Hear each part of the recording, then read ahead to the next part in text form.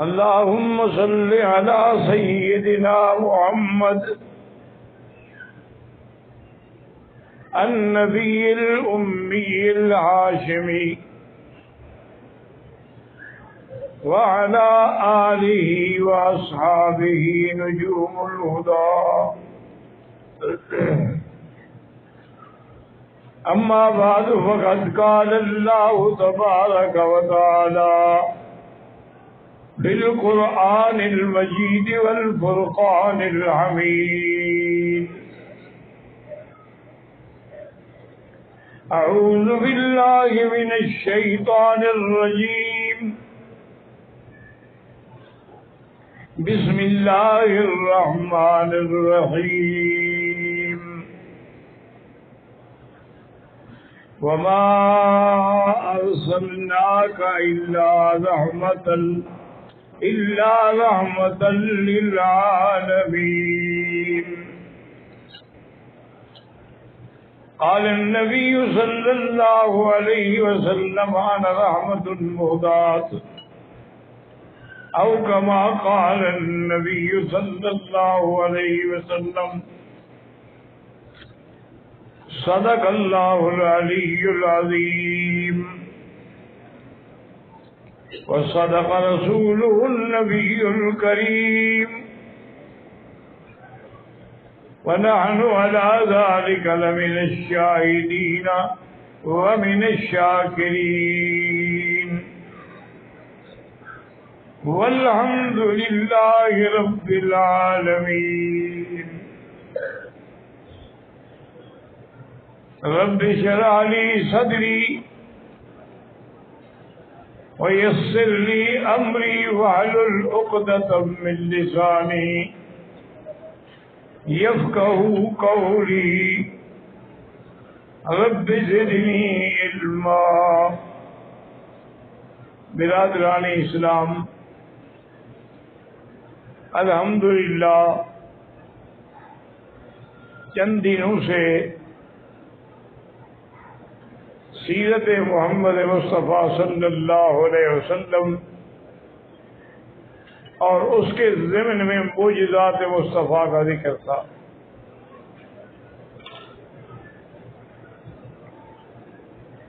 اللہ تبارک و تعالی نے حضور صلی اللہ علیہ وسلم کو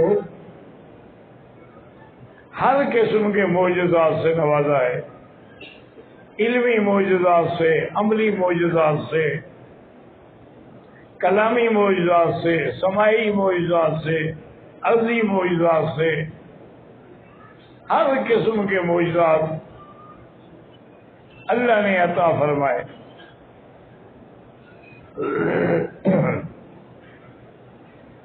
جیسے کہ حضرت عمر رضی اللہ تعالی عنہ فرماتے ہیں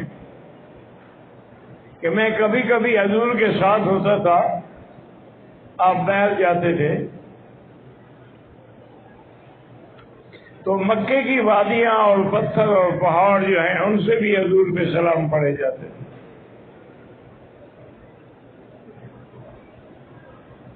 اسی طرح بخاری شریف میں حدیث ہے، حضور پاک نے فرمایا: انی لاعرف حجرا بمکہ یسلم علی قبل ان بعثت، کہ مکے میں میں ایسا پتھر جانتا ہوں جو مجھے ابھی نبوت بھی نہیں ملی تھی اور سلام پڑھتا تھا۔ یہ جب آپ مروہ کی طرف سے پھر نکلے معلیٰ کی طرف، وہ راستے میں یہ وہ سوق الحجر، اسی پتھر کی وجہ سے اس بازار کا نام بھی سوق الحجر رکھا گیا۔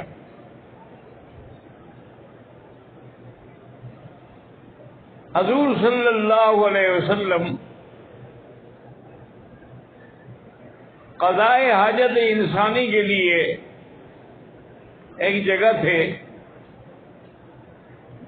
اور ایک صحابی نے پانی بھی ساتھ لیا ہوا تھا۔ آپ نے فرمایا کہ جاؤ وہ درخت جو کھڑا ہے نا اس کو کہو بھی تمہیں حضور بلاتے ہیں۔ اور صحابی نے اس کو جا کے کہا تو چلا آیا۔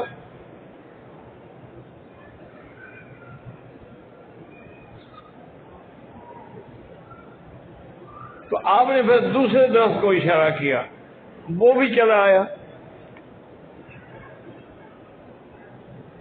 پھر آپ نے ان دونوں کی ٹہنیوں کو یوں پکڑ کے ملایا اور فرمایا کہ ابھی پردے کا انتظام کر دو، مجھ پر کسی کی نظر نہ پڑے۔ وہ مل گئے درخت آپس میں۔ حضور جب فارغ ہوئے فرمایا اپنی اپنی جگہ پہ چل جاؤ۔ تو عجیب بات تھی، صحابی کہتے ہیں میں حیران تھا کہ وہ ایسے آ رہے تھے جیسے کوئی جانور بندہ ہوئے کو بلاؤ تو آ جائے، لیکن یہ معجزہ تھا کہ درخت بھی آپ کی اطاعت کرتے ہیں۔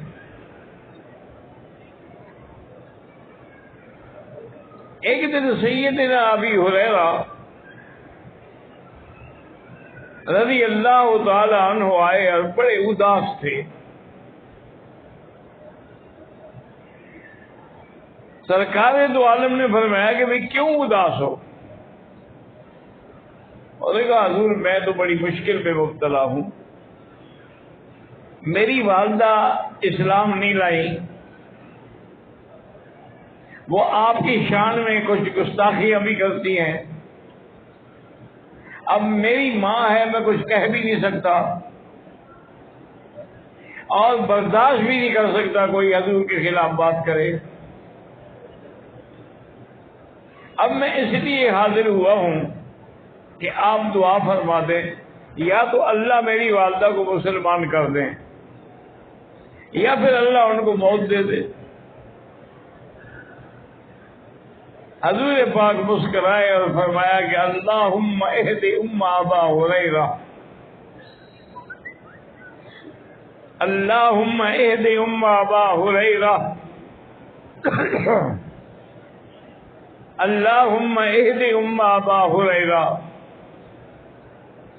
اس کے بعد حضرت ابو ہریرہ فرماتے ہیں میں تیز تیز قدم اٹھا کے چل رہا تھا، میرا ایک ساتھی ملا، کہنے لگا کیا بات ہے کیوں تیز دوڑ رہے؟ کہہ رہا میں ایسے دوڑ رہا ہوں کہ میں پہلے پہنچتا ہوں یا حضور کی دعا پہلے پہنچتی ہے۔ کہتے ہیں کہ میں جب آیا اپنے گھر پر تو دروازہ بند تھا، اندر سے غسل کی آواز آ رہی، میں کھڑا رہا، والدہ نے غسل کیا، کپڑے پہنے، پھر دروازہ کھولا، کہا ابو ہریرہ مجھے کلمہ پڑھا۔ میں نے کہا پھر لے جاؤ، انہوں نے کہا پتہ نہیں وہاں تک جاتے جاتے موت آ جائے تو میں تو پھر اسلام سے رہ گئی نا، آپ مجھے کلمہ پڑھا تو پھر لے جاؤ۔ تو حضرت ابی ہریرہ نے انہیں کلمہ پڑھایا، اس کے بعد ان کو لے کے خوشی سے حضور کے دروازے پہ آئے۔ حضور نے فرمایا اللہ کے بندے تم نے کیوں بوڑھی عورت کو تکلیف دی؟ مجھے کہتے میں وہاں جا کے کلمہ پڑھا دیتا۔ رحمت ہے نا۔ حضور صلی اللہ علیہ وسلم نے پھر انہیں کلمہ پڑھایا اور پھر خوشی خوشی حضرت ابی ہریرہ بھی اور اس کی والدہ بھی اپنے گھر چلے گئے۔ حضور کے منہ سے جو بھی منہ سے بات نکلتی اللہ پوری کر دے۔ ایک دن کھانا کھایا جا رہا تھا کہ ایک آدمی ذرا مغرور قسم کا آدمی تھا، وہ بائیں ہاتھ سے کھا رہا تھا۔ حضور نے انہیں کل بیمینک، دائیں ہاتھ سے کھانا کھایا کرو، اور کہا جی میں نہیں کھا سکتا دائیں ہاتھ سے، پر میں جب ایسا ہی ہوگا تو پھر ساری زندگی وہ ہاتھ اٹھا ہی نہیں سکا، ہاتھ ہی شل ہو گیا ہمیشہ کے لیے۔ حضور صلی اللہ علیہ وسلم کے صحابہ رضوان اللہ علیہم اجمعین آپ کے پاس آپ نے اپنا ایک سفیر بھیجا کسریٰ کے پاس، شہنشاہ کسریٰ۔ اس زمانے میں یہ دو ہی سپر پاور تھی، کسریٰ اور قیصر۔ حضور نے خط لکھا اس کو کہ اسلام لے آؤ، جیسے باقی بادشاہوں کو بھی دعوت دی اسلام کی۔ جب اس کو خط ملا تو اس نے غرور میں آ کے خط کو پھاڑ دیا، ٹکڑے ٹکڑے کر کے پھینک دیا۔ اور سفیر کو کہا کہ جاؤ یہی جواب دے دو. اس کے بعد اس نے بازان، اس کا گورنر تھا یمن کا، تو یمن جو ہے وہ مکے مدینے کے قریب لگتا ہے بنسبت اس کے ملک کے. اس نے بازان کو لکھا کہ اپنے اس آدمی کو جس نے نبوت کا دعویٰ کیا اور مجھے خط لکھتا ہے، اس کی یہ جرت کیسے ہوئی، اسے گرفتار کر کے میری دربار میں پیش کرو. بازان نے اپنے 2 قوی ہیکل فوجی بلائے، ان کو سمجھایا کہ وہاں جاؤ مدینہ منورہ میں، اور پہلے آرام سے ان سے عرض کریں کہ جی آپ کو بازان نے بلایا ہے. اگر آپ آرام سے چلے آئیں تو کوئی سختی کرنے کی ضرورت ہی نہیں، اور اگر آپ آرام سے نہ آئیں تو پھر گرفتار کر کے لے آؤ.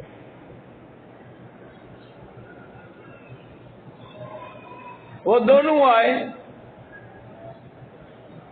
بازان کا پیغام پہنچایا. حضور نے فرمایا اچھا رات رہو، کل میں اس کا جواب دوں گا. رات اس کو ٹھہرایا. دوسرے دن جب وہ آئے کہ ہاں حضور کیا ارشاد ہے، آپ نے فرمایا وہ کسرا تو قتل ہو گیا، اس کو تو اس کے بیٹے نے قتل کر دیا ہے. جب وہ بندہ ہی مارا گیا تو اس کے حکم کہاں رہے؟ وہ تو حکام سارے ختم ہو گئے. جاؤ بازان کو یہی کہہ دو بھئی اگر وہ زندہ ہوتا تو میں اس کے حکم پہ چلتا، وہ تو مر گیا، مارا بھی اس کو بیٹے نے شیر نے. واپس آئے، انہوں نے آ کے بات سنائی. انہوں نے کہا اچھا ایسا کرتے ہیں، کچھ دن دیکھتے ہیں، جب اگر خبر کی تصدیق ہو گئی کہ واقعی وہ مارا گیا ہے تو پھر یہ اللہ کا نبی ہے. 2-3 دن کے بعد شیروے کا قاصد پیغام لے کے آیا کہ فلاں تاریخ کو رات کے فلاں وقت میں نے اپنے باپ کو اس کے مظالم کی وجہ سے قتل کر دیا ہے. اب اس کے تمام احکام ختم ہیں، آئندہ جو بھی احکام ہوں گے میں جاری کروں گا. اس نے جب پڑھا تو حیران ہو گیا، کہنے لگا میں نے کہا تھا کہ اگر یہ خبر سچی ہے تو پھر یہ اللہ کا نبی ہے.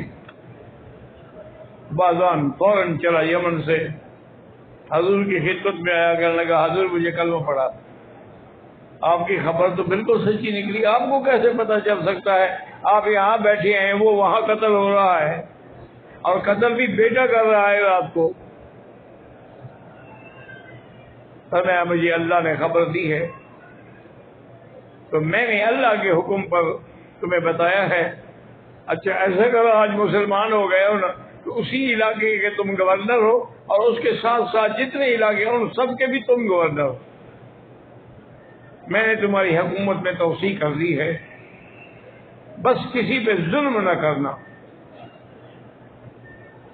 میری ہدایت جو ہے وہ یہ ہے. تو حضور صلی اللہ علیہ وسلم کو اللہ تبارک و تعالی نے بڑے عظیم معجزات عطا فرمائے. جس دن حضور مکے میں آئے، مکہ فتح ہو گیا، کافروں نے 360 بت رکھے ہوئے تھے اندر. حضور کے ہاتھ میں چھڑی تھی اور انہوں نے باقاعدہ زمین کھود کے ان کو جما کے رکھا ہوا تھا. تو حضور نے اپنی اس چھڑی سے اشارہ کیا، جاء الحق وزهق الباطل. صحابی کہتے ہیں جو اشارہ کرتے ہو بت گر جاتا، جو اشارہ کرتے ہو بت گر جاتا. سارے بت جو تھے وہ اشارے سے گر گئے. حضور صلی اللہ علیہ وآلہ آلہ واصحابہ وسلم تسلیما کثیرا کثیرا. اور یہ بھی دعا کریں کہ قیامت کے دن جب تمام انبیاء جواب دے دیں گے شفاعت کا، تو شفاعت کرنے والے حضرت محمد مصطفیٰ ہو۔ دعا کریں کہ اللہ ہمیں آپ کی شفاعت نصیب فرمائے، آپ کی اطاعت نصیب فرمائے، اور جنت میں آپ کی رفاقت نصیب فرمائے۔